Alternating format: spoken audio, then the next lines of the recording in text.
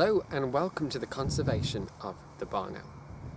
Here in habitat like this you will find barn owls very often, but you have to maintain the landscape.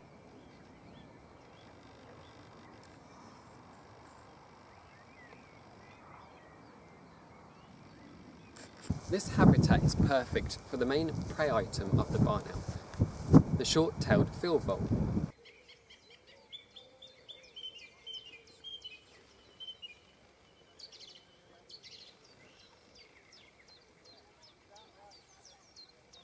Throughout the habitat of short-tailed field voles are runs, which is a network of their territory, and just below me is a run right now.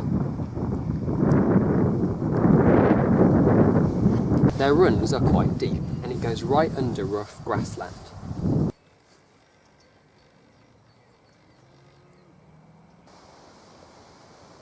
Nesting sites for barn owls are becoming scarce nowadays, so it's vital to put up nest boxes which will help in their survival and their breeding success.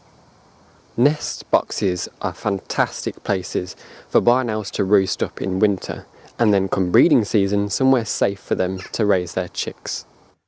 It's lucky to have barn owls in your area. It's proof that biodiversity is at a healthy level.